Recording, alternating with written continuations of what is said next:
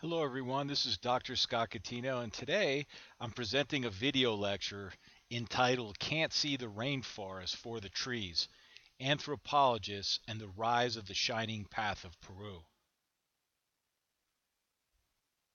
Let me first give a caveat and then go into some of the objectives. I think the subject of field researching in the security environment is very important to look at. And I want to look at this particular case study, which was a monumental failure by anthropologists to depict, or I should rather say, anticipate the rise of this mass violent movement, the Shining Path. And I want to make it clear here the purpose of this presentation is to analyze and not criticize the failure of anthropologists working in Peru to anticipate the rise of the Shining Path in 1980. So the objective here is to look at this as a case study and not to get involved in some of the criticisms that go back and forth between the security community and the anthropological community. Nonetheless, this is a very important case study to look at. The failure of the dozens of anthropologists in that country reveals bureaucratic, theoretical, methodological, and analytic shortcomings that are worthy of our study. The lessons learned here from this failure and that are going to be highlighted in this presentation are very important for current researchers working in a security environment. We have to keep in mind that this major trend of borrowing from the social sciences, its methodology and its approaches, and using these tools in a security environment, this major trend, coupled with the flow of researchers from that field of anthropology and other social sciences into the field of security studies, and particularly in a combat zone or conflict zone, really necessitates a focus on both successful practices and failed practices of research in that security environment. So our case study today is critical to look at in order to understand failures. It's very important. Let's just talk a little bit more about the context of what occurred here and shed some light on this. Anthropologists had worked for decades in Peru, including the 1970s, the period right before this I should say, revolution took place under the Shining Path. But yet, these researchers failed to anticipate the rise of mass revolution under the leadership of the Shining Path. Anthropologists had worked in the very region that had become the center of the revolution, the Rio Pampas area. And in addition to these field researchers that had an eyewitness or front row seat to the very people that were involved in this revolution taking place, many anthropologists had written extensively on this subject but failed to detect the rise of these insurgents. And Professor Oren Starn, who wrote a seminal article in 1991, discussed this very subject we're looking at. His article was entitled Missing the Revolution, Anthropologists and the War in Peru, end quote. He states here succinctly, for hundreds of anthropologists in the thriving regional subspecialty of Andean studies, the rise of the Shining Path came as a complete surprise. And this quote here just captures the sentiment and the key question that we're trying to answer. He goes on to say, quote, the inability of ethnographers to anticipate the insurgency raises important questions. For much of the 20th century, after all, anthropologists had figured as principal experts on life in the Andes. They positioned themselves as the good outsiders who truly understood the interests and aspirations of the Andean people. And they spoke with scientific authority guaranteed by the first-hand experience of the fieldwork. Why then did anthropologists miss the gathering storm of the Shining Path, end quote. And that indeed is the critical question. What research failure, what practices, what habits, what perspectives were involved in this failure to detect and to anticipate such a large groundswell and such a major movement such as this? It's precisely these types of failures or errors that we want to avoid in our research. The first failure we have to look at is a failure of theory. But before we even go into that, we have to understand what theory involves. Theory is far more than the sterile, the clinical definition that's given a dictionary or a social science research book. It's far more than just an interpretive framework that answers a research question that is used to answer some sort of observation. It's far more than that, because theories become the very cultures, the very bureaucracies, the very political ideas and movements, the perspectives. They become associated with individuals of importance and influence that shape the lives and careers of researchers. So we can't just look at theory as being as being just simply its clinical definition. It's more than that. There are people, there are organizations, there are cultures involved, and unfortunately, these theories and their associated personalities and cultures can create a rigidity in thought, and that is exactly what happened here. The author of this seminal article that we're putting forward here and analyzing, in addition to other research, brings out very clearly that this problem of what he calls Andeanism, of researchers in this time period simply viewing the people, and particularly the peasant cultures and societies of this region, as being frozen in the past, or at very least their behavior was mainly retaining their past and distant past customs and norms and perspectives. This rigidity of thought and this theory simply did not fit the reality of what was occurring in Peru at that time. And because of this skewed focus, because of this misperception, because of the power of this theory that was so zealously embraced by the anthropologists, it's striking that a large community could miss something as large, as widespread, as intense as a major revolution taking place in a country. But that testifies to the potency of theories and how they can skew research. And this could have happened to any number of researchers, but we need to call attention to what took place here. So that's the first issue to be concerned with, to make sure that our theories are flexible, that when they meet the ground conditions and situations, that we immediately adapt them. And adaptability of theory is very important. Otherwise, major errors like this will take place. And you may want to take a moment to particularly read here about the anthropological theory in a little more detail, and how it was embraced to the detriment of the research. The next issue we have to talk about is a failure of methodology. It was brought to the attention here in this article that there was a major mistake among these anthropologists, that many of them gravitated toward populations, excluding the Northern Highland Spanish-speaking peoples because they were more acculturated, and it didn't fit their model or theory. And there is the connection between theory and methodology. So there was a sampling failure. These anthropologists were focusing on groups that tended to support their theories. They were attracted to these groups. So either consciously or subconsciously, they were skewing their very own sampling. But it's more than that. We have to be very careful with observations. It's not just a sampling error. Here we see anthropologists making a major mistake that those of us, you who are involved in the security studies, cannot make. And that is to simply observe the patterns of behavior of a population without going deeply into the psychological terrain. Because the fact of the matter is, people may be behaving a certain way, but thinking entirely different. Now, this type of assessment need not be metaphysical. We need not be so abstract with it. The fact is that when people think a certain way, that certainly behaviors will follow. And this was the case. This was the case with this peasant population and the population at large. I shouldn't just say a rural agricultural population. It also involved an urban population and intellectual students at the university, etc., who were beginning to rise up and protesting and were attracted to violent action, and radicalization was taking place.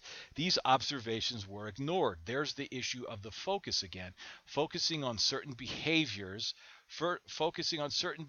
that are common and even widespread, while overlooking some of the major indicators, and we'll talk about that in a little bit, and particularly the psychological terrain, the thinking of the population, the human terrain. It's very important to understand that. The failure to include key variables.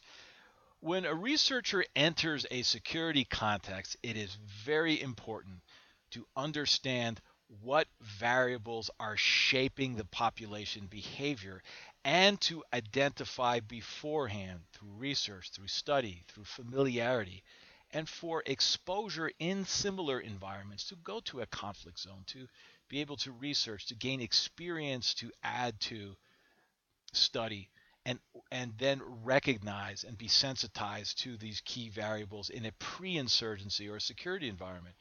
Unfortunately, we find here these anthropologists were not aware of these variables, had completely excluded them, overlooked them, or something equally as egregious, not giving them the weight that they deserve. And I have no doubt that that's the case. That's a case that I have seen certainly among social scientists entering a conflict zone. They are reading the same classified or unclassified intelligence reports. They're reading the same newspapers. They're witnessing the same events that other researchers or security studies experts are seeing and commenting on or briefing upon, but they do not give them the importance, the weight, the centrality, or the connectivity of variables to form a picture that these variables deserve. And in this case, there was organization of these agricultural societies, which in and of itself did not say anything, but their increasing radicalization, detachment from the government, rejection of the government is significant, as were the violent protests, the unrest taking place, the growth of it across the region, the appeal of violence, and the attractiveness of violent justice to these individuals is something that should have been measured, and it wasn't given the attention and focus that it deserved, and the outright ignoring of political activity. And again, the author notes very succinctly, these Andiness anthropology, however, registered little sign of the immense discontent of peasants or their frequent recourse to action. Many other Andinists entirely ignored the widespread strikes, invasions, and campesino unionism across not just the Peruvian Andes that should read, but also in Bolivia, Colombia, really to the entire region. It was simply downplayed, ignored, and not given the attention that it deserves. And again, this is far too common of a mistake that could be made. Familiarity with the key variables and context of a security environment is critical, or this type of error will certainly take place. Failure to innovate and break from these professional cultural norms that are so prevalent in the society, a professional society.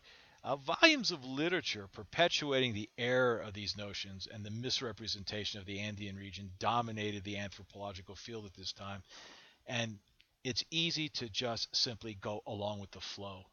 There is certainly there's certainly a reward for doing so upon one's career, to simply consent rather than criticize, to simply acculturate to this type of error rather than to transcend it and move beyond it.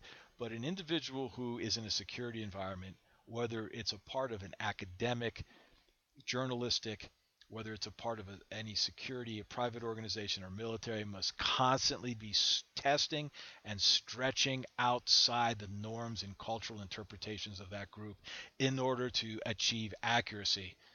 And this was a major error that was committed, and it's one that unfortunately happens too often.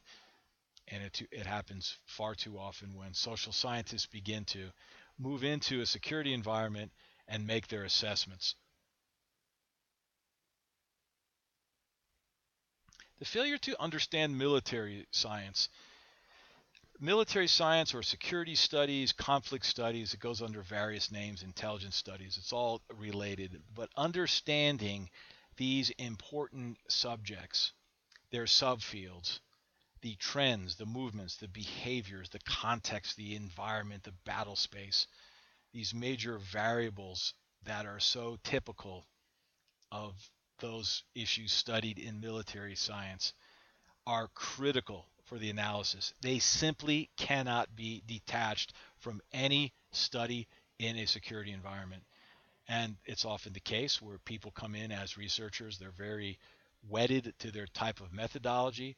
They dichotomize their type of research. They marginalize military science, security studies, and note that this is not a part of our field. We don't work it that way. They don't see it as being necessary. The fact of the matter is, conflict, wars, strife are a part of the global societies that we live in. It is a part of human behavior. To not study that will certainly be a detriment in one's research. To not understand that, it is simply impossible to marginalize military and security studies and expect to have an accurate research in a security environment. The researcher must become familiar through studying these insurgencies, these conflicts, these types of groups, particularly the environments in which they thrive. And that's done through firsthand experience as well as through study. And by doing that, the researcher becomes sensitized and becomes acclimated to that type of environment, and the recognition skills are then critical to the research that takes place in such an environment. And such was the case here, where lines of movement and networks were evident, the psychological terrain, which was so critical for the behaviors that were taking place, insurgent agitation and propaganda. Anyone who studies the security field knows how potent these forces are, and the influence that propaganda has on a population, and the ability to incite and to arouse violence and to organize and to channel aggression. These were factors that were overlooked because it was not a part of the studies of the anthropologists, and as a result of that, they missed such a major event taking place over such a wide scale. Ambiguous identities. It's so easy to classify, to organize, to place individuals within this context, within this country of Peru, to classify them as farmers, rural versus urban, professional, intellectual. We put these categories in individuals, but in a security environment, the angers, the hatred, the poverty, the intense emotions create ambiguous identities where individuals are not easily classified. They can stretch identities or cross into various identities, and such was the case. There was a high degree of unity among the classes, among the different regions as this insurgency began to take place.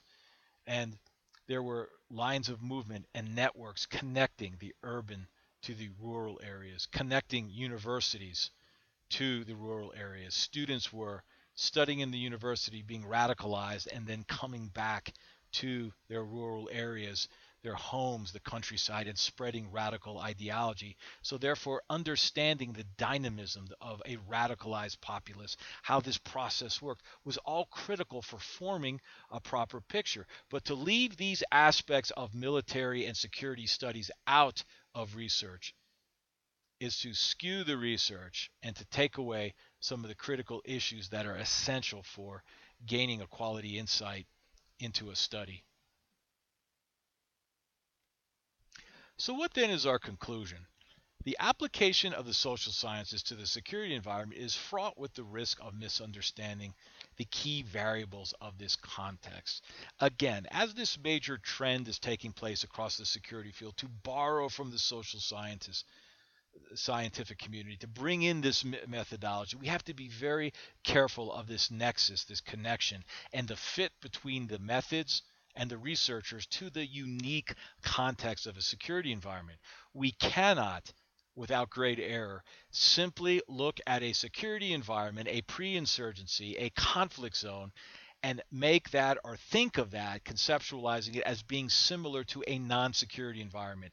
The uniqueness of the variables within the context of a security environment stand alone and should be understood in order to analyze and to study so that a quality research product or effort can take place.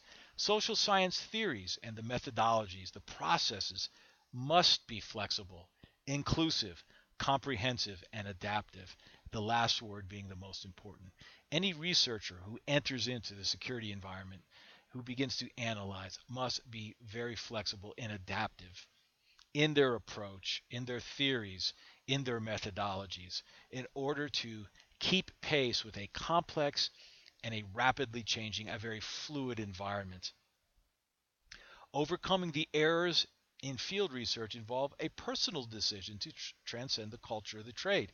It's very important for the individual researcher, the analyst, someone conducting security studies, to be very cognizant, that is to say, very aware of the culture that surrounds that individual, that person's organization, and then to transcend that, to work with it, to try to make sure that it works very productively, but to transcend any of the biases, any of the procedures and routines that may lead to erroneous interpretations and error.